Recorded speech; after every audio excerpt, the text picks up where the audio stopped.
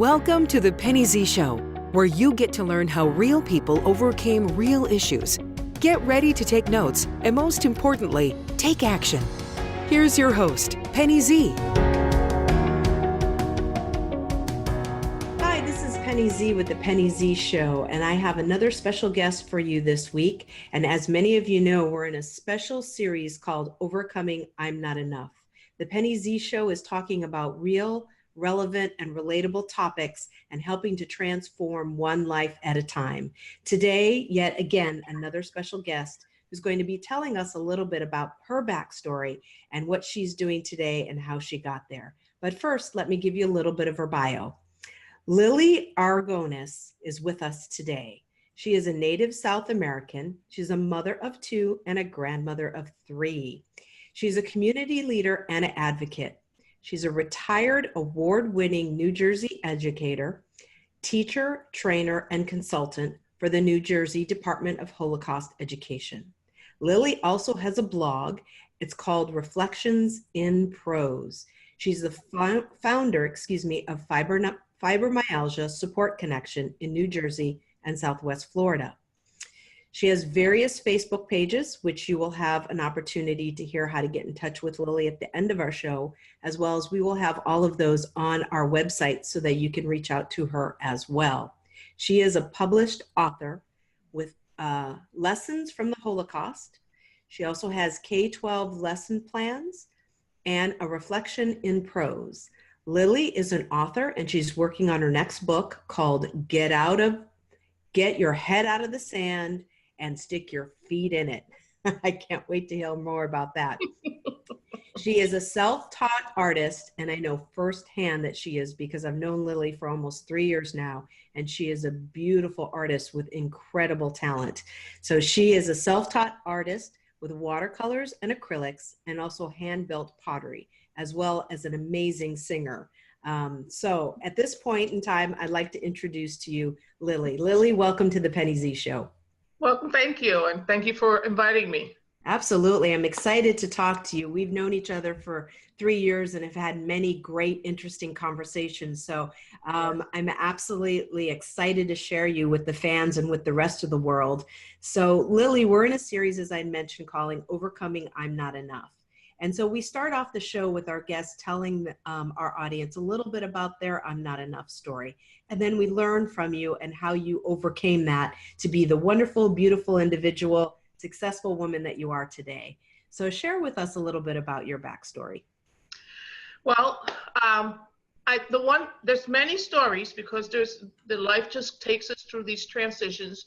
But the one story that I would like to focus on today is my story about when I spent 7 years going to doctors and not knowing what was wrong with me or what was going on with me. And I felt like I wasn't enough for these doctors to say, okay, we're going to get down and find out what's wrong with you. Because all I kept hearing from these doctors were, it's all in your head. There's nothing wrong with you. Just get back out there and do some exercise or get a hobby or, it was like more you're a woman, so you go through, this is natural changes for you, those types of reasons. And I knew that that's not what was going on with me. I mean, at a certain point, I thought I was going crazy, but I knew that I wasn't going crazy. And the reason why I was having these symptoms, I was going through chronic pain. I was going through, I was tired all the time. I was having, migraines and all these little side effects and all these little symptoms that I was getting. And I knew that there was a reason for it. And so eventually, 7 years later, a doctor did take the time, thought I was good enough to invest his time and his studies into, and diagnosed me with fibromyalgia. And that's when I realized that, it was like a bittersweet experience because I was happy that it wasn't in my head, that I wasn't going crazy. And at the same time, he said, you want the good news or the bad news? I said, well, give me the good news first, because I had nothing but 7 years of bad luck, of bad news. And so that's when he told me, well, you have fibromyalgia. So that was the good news. So then I was like, well, okay, so what's the bad news? He says, there's no cure for it. So it was a bittersweet feeling because I was feeling like happy that I knew there was a name for what I had, but at the same time now what was going to happen with my life. You know, there's no cure for this. So how am I going to continue for the rest of my life with this debilitating illness that I had? So I'm glad that you share this because one of the things that I'm fascinated with is the medical health and nutrition. And I wanted to ask you a couple questions if I ask. The first question would be, how long ago did this start? So how long ago was this process? Was it, 7 years ago and you found out recently, or was it a lot longer? And then how did you feel during that 7 years besides like you were going crazy? Were there some other things that you felt, and what did you do to help keep yourself going during that time period? Well, when I say it took 7 years for me to get a diagnosis, this happened back in 1989. Wow. I had just recently graduated with my bachelor's degree for teaching, and life just looked great for me. Everything was happening for me. I met my future husband, so we were engaged, and we were finally going on a trip, and then there was this accident. It was a freak accident, and so we're driving up the New York Thruway, and this piece of plywood falls off of an overpass where they were doing some construction and strikes the car. Thank God that we were fine. Nothing happened to us.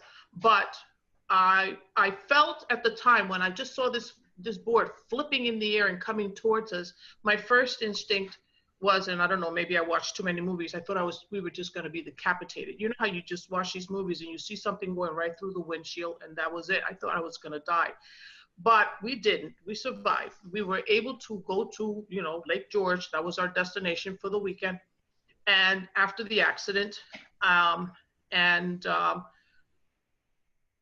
still kind of like in shock, enjoyed what we could of that weekend, and then come home.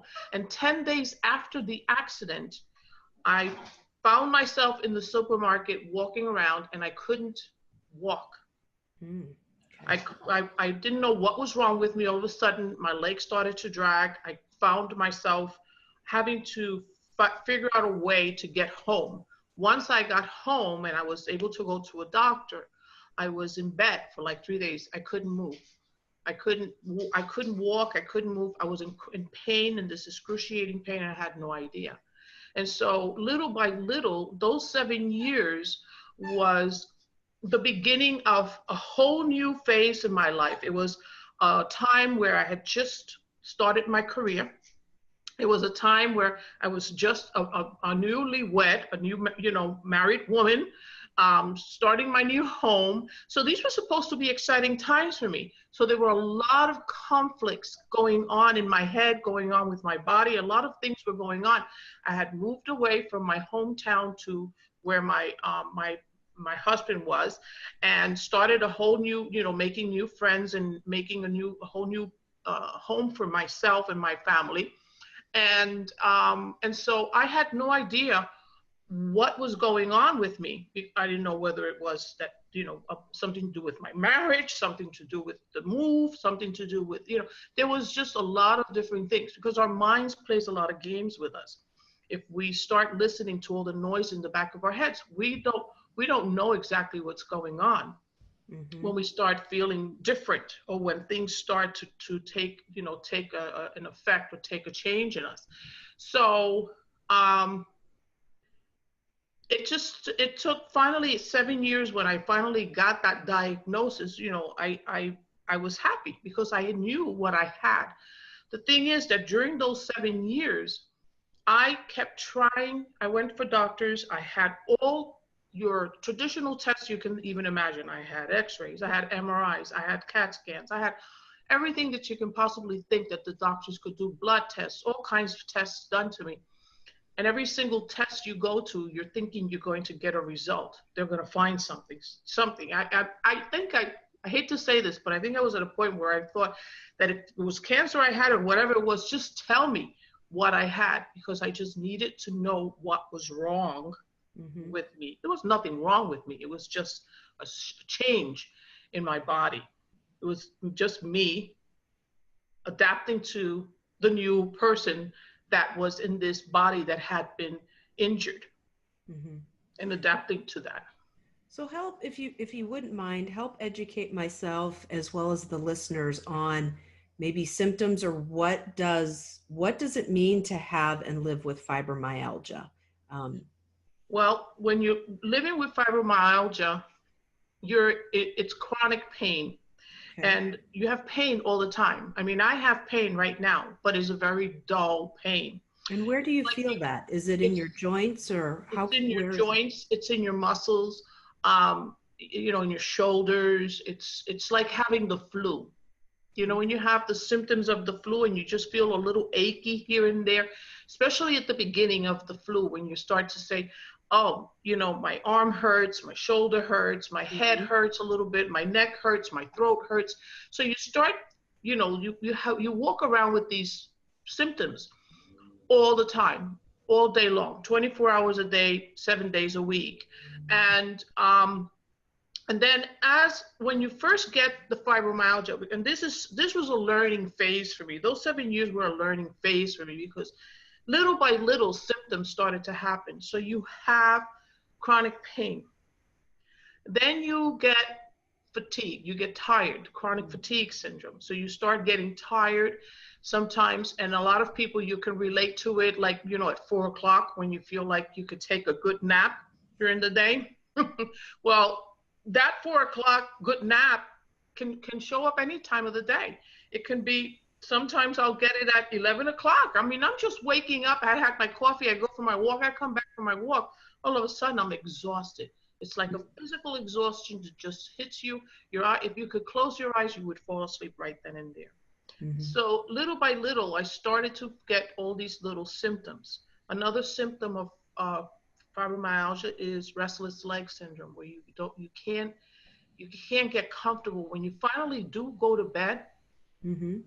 it's like all your nerves wake up. Wow. And then all of a sudden they want to have a party in your body.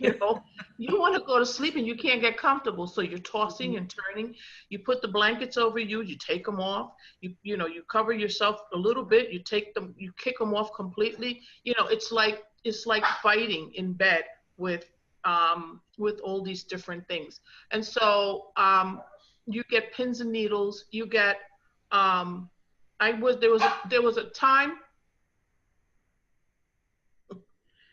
there was a time when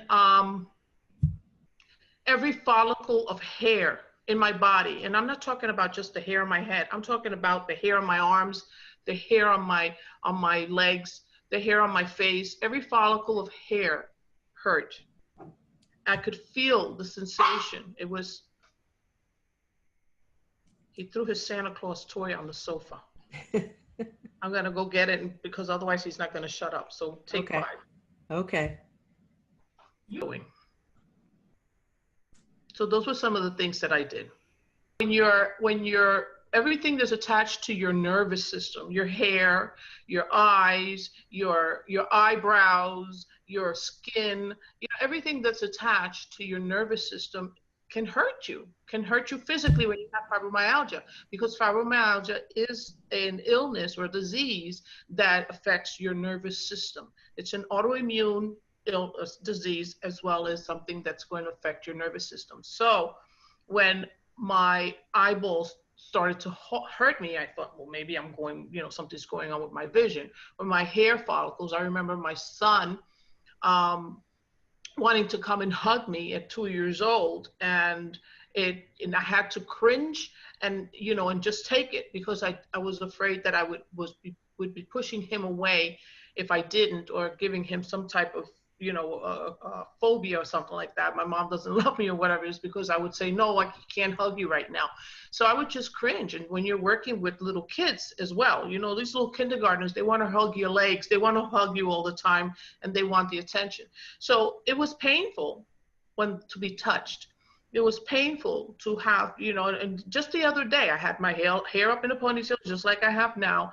And I was with my sister, and I went to take my hair down. And when I took my hair down, I thought my head was going to explode, because my hair all of a sudden had to shift from being pushed back to, to going in a whole nother direction. And I could just feel the pain in my head. So it's, so when you have the pain, you become aware of it. In time, you do develop a tolerance to it, but it's always there. So fibromyalgia is like walking around with the flu.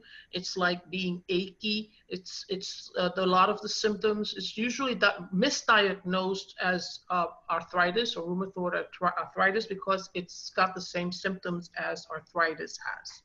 That's good to know. So Lily, will you share, because you've shared with me, will you share with the audience some of the tools and techniques that you used during your 7 years, and even probably after the 7 years, but during that period before you were identified with what you had? Share with our audience some of the tools and techniques you used to manage your day, and you used to manage the experiences that you were going through with the fibromyalgia. Yes. So being in chronic pain is very distracting. You start focusing on that pain rather than focusing on the things you have to do. So sometimes you forget things. So that we call that fibro fog. So we develop this thing that sometimes part of the symptoms is forgetfulness. Another symptom is, of course, being tired. So that's the chronic fatigue, or the restless leg syndrome, trying to get comfortable. Once you finally settle down or sit down or lay down to go to bed, your body just starts waking up. All the nerve systems, the nerve endings start waking up. So some of the things that I learned to do was listen to my body. When I was tired, I would just stop. At first I felt guilty about it. I felt, that guilty that I wasn't doing something. Like we always feel we have to be doing something anymore these days. Well, I didn't. I realized that I couldn't do everything that I used to be able to do in the physical body that I had before 1989, before the accident. So I realized that my body, you become aware of the changes your body starts to take. So I started listening to my body. So when I needed to rest, I rested. When I knew that I couldn't do my laundry in one day like I used to be able to do, I did it in sections. So one day I would do one bit, the next day I'd do another bit. One day I'd clean one part of the house, maybe just the upstairs or the bathrooms and the 2 bedrooms, and then then the kitchen and the living room and the dining room, another day. So I started pacing myself and setting smaller goals for myself and patting myself in the back, as opposed to being critical of myself and downing, putting myself down for not accomplishing, for not doing or finishing up whatever I had started to do. And so another thing that I did was also I started writing things down. I used the same tools I used in class to get my kids organized. I started adapting them for myself at home. So I had the calendar with all the things written down, all the appointments and phone numbers and addresses. I wrote people's names down so that I could remember who they were. I wrote, the phone numbers down, and I just had this calendar. I used to carry the little Hallmark calendars with all the information in my purse, so that I would just open it up every morning and I would know what I had to do that day. And so I just started using these little techniques to to do that, to manage my day. We talked about, and you had shared with me, the fact that you had to accept the change from what you were before and afterwards, and how that affected you and your mindset. And I think that's real important for our listeners to understand. So would you share your experience with acceptance? Yeah, it wasn't easy. It was really a dark time, because when I realized that there were limits to what I could do, when you try to do something that you could do very easily, and then all of a sudden you just can't do this anymore, it was very challenging to try to figure out what was wrong. And then finally, eventually you start becoming aware of, well, you just can't do this anymore. I didn't know whether it was that I was getting older. I wasn't that old, but I didn't know if it was that or if it was related to the illness. But I finally just stopped fighting it. I just surrendered and I said, this is the new me. I cannot do my laundry in one day like I used to be able to do. I can't clean my house the way I used to be able to do. I can't do what I used to do with my kids, you know, in the classroom like I used to be able to do. So what I did was, once I accepted it, I just found a different way to do the same thing. I just paced myself and I listened to my body, and I used these organizational skills to manage my life better. And once I accepted that this is the new me, there was nothing wrong with me. It was just a new me. This is just a whole nother person, a whole nother, not person, the same person, but a whole different body. And I just needed to say, okay, this is what I have. And so this is what I have to work with. And so rather than trying to be who I used to be, I just accepted who I was now. And I just decided that this was how I was going to move forward from this point forward. And it just released a lot of pressure. It just made life a lot easier for me. And it gave me the courage to then say, okay, this is how I'm going to do this from now on. I'm not going to keep trying to struggle, trying to do the same thing that I used to do. I'm just going to do it a whole different way. And so I reinvented how I used to do things and reinvented myself and just became this other person, this, you know, the new me. That's right. What I did. Yeah.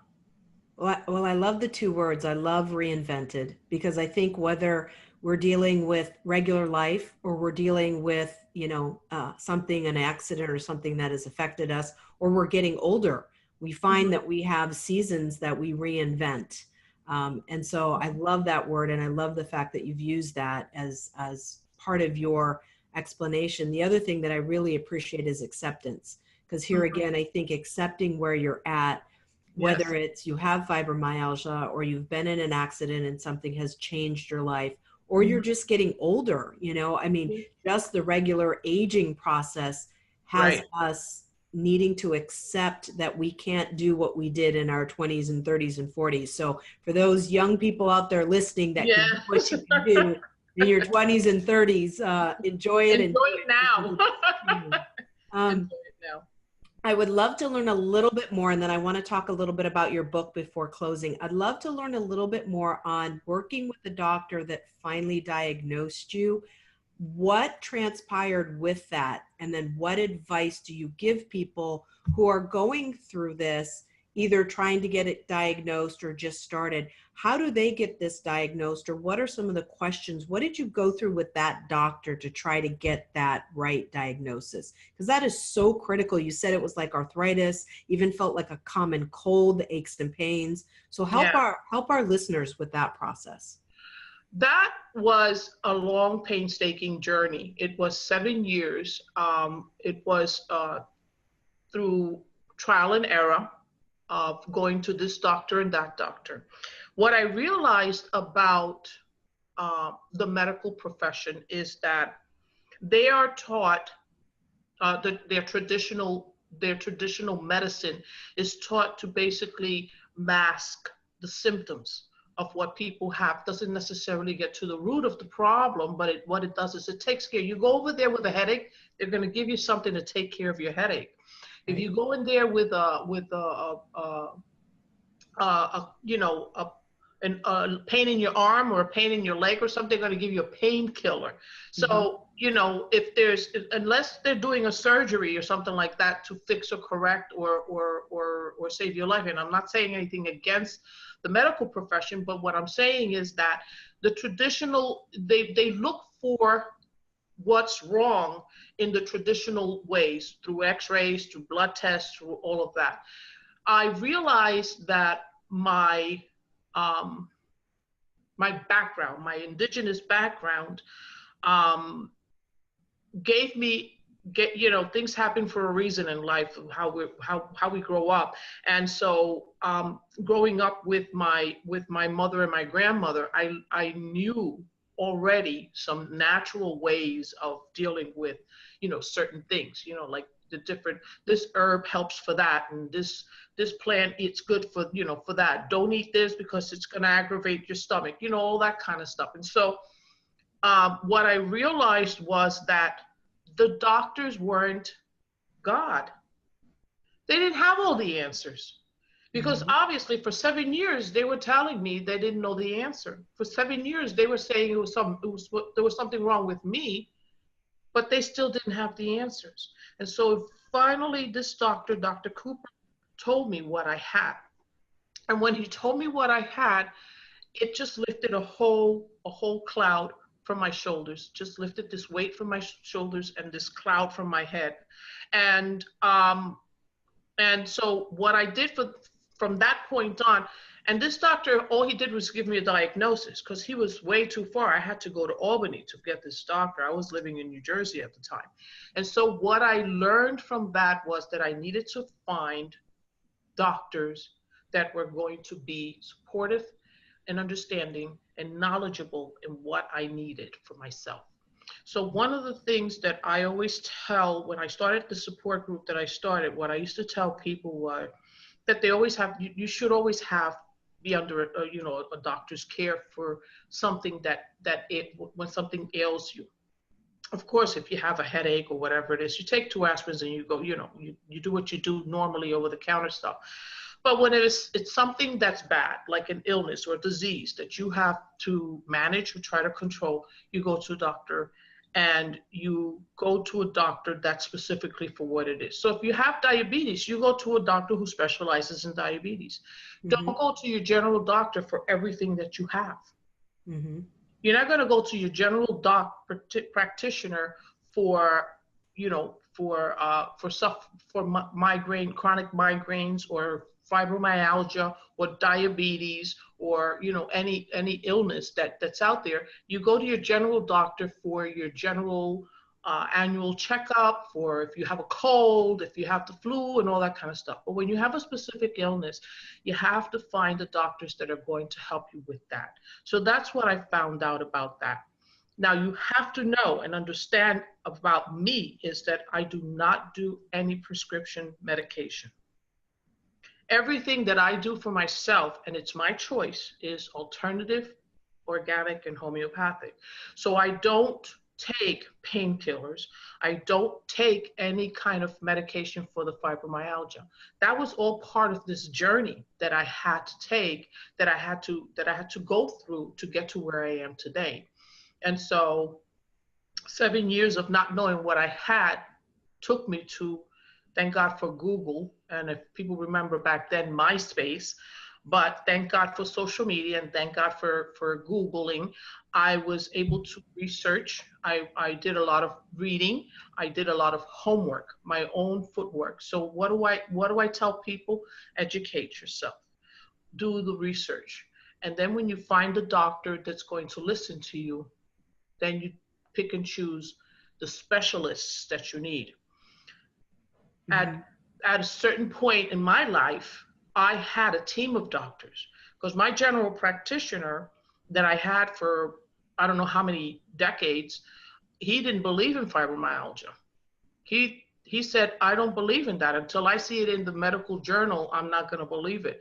And when it was finally put in the medical journal, I think it was 1995 or 1996, I happened to be in another doctor's office, and I actually took the book from his office, and I took it to my general practitioner, and I slammed it on his desk, and I says, now, do you believe me? And so he was expecting me to do that.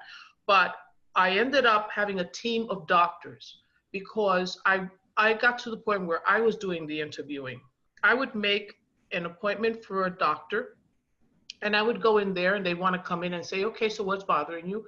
And then I would have an interview. They would look at me like I was crazy, but I had to take care of myself. And I had to find the people who were going to be a part of that village that I needed, a part of that support system that I needed. So I learned how to have a conversation with a doctor to find out whether or not they would be able to help me.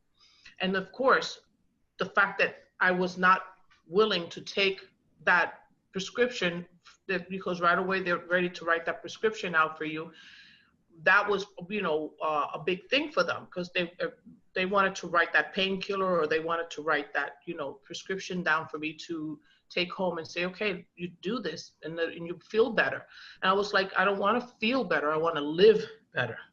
Oh, I like that. I want to live better. Live better. And so, so I took it upon myself to take control of, or to manage what I had. And I found the doctors that were going to be supportive. So I had physical therapists, I had the acupuncturist, I had the chiropractor that did the regular adjustments on me, and I had to keep my spine, my spinal cord aligned. And then I had my massage therapist. I had all of these doctors working with each other. They each had their phone numbers, each other's phone numbers, and they each had copies of whatever medical records I had from this doctor. Every doctor had that. I created these packets for them. And I had one doctor that was a specialist in fibromyalgia that I was blessed to find in New Jersey, and Dr. Richard Podell. And he was the one that he and Dr. King, who happened to be his RN, who had a doctorate, were the ones that helped me find the homeopathic way, the supplements and the vitamins, and the natural things that I needed, supplements that I needed to manage my symptoms. And so all these years I have been managing and taking care of my fibromyalgia through natural methods. Yeah. So Lily, educate yourselves, do the legwork, and find the professionals that are going to be supportive of and helpful for you. Excellent. I love that advice. That not only about the homeopathic way, naturopathic way, because I also believe in a lot of this as well, but making sure that you interview the doctors, because they're working for you. I love that. Exactly. So in closing, I just want to see if there's anything that you would like to say. Obviously, share if you have a Facebook page for our listeners to be able to get in touch with you, to continue to be a part of your support groups or have more conversations, and then share again the name of your book so that they can find it when it comes out here very shortly. Well, the first thing, the main thing that I want to let people know is that we're all going to have our challenges and our adversity in life. And what we need to do is embrace it and find power in it. We need to take that and empower ourselves with it. Don't allow it to take advantage or take control of your life. You manage it and you take control of it. And through whatever pain or through whatever adversity we're going through, there's always going to be something good that comes out of it. So find the good that's going to come out of that. Because through that 7 years of not knowing something, and through all those years, 30 years or so of having this chronic illness, I have found ways to help other people with it and to serve other people with it.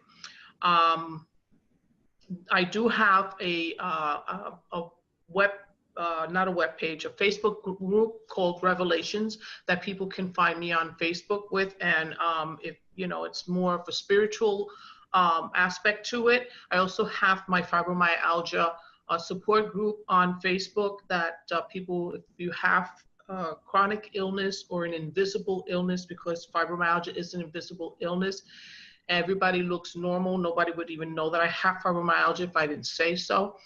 And so living with an invisible illness is also a whole other aspect of managing what you have. And so if anybody has an invisible illness or suffers with chronic fatigue syndrome or fibromyalgia or anything like that, and they want to join the fibromyalgia group on Facebook, that they're welcome to join it. I don't know what else. The book.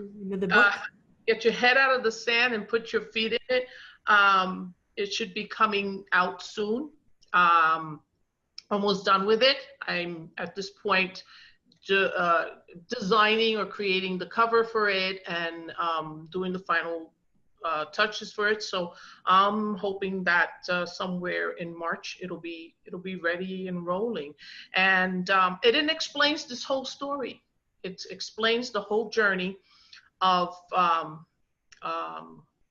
from growing up and having my village with my family, and then growing up and having my, getting married and having this accident, and how we all have to transition through life and accept the challenges that life brings us, so that we can break through them and move forward and become the best that we can possibly be.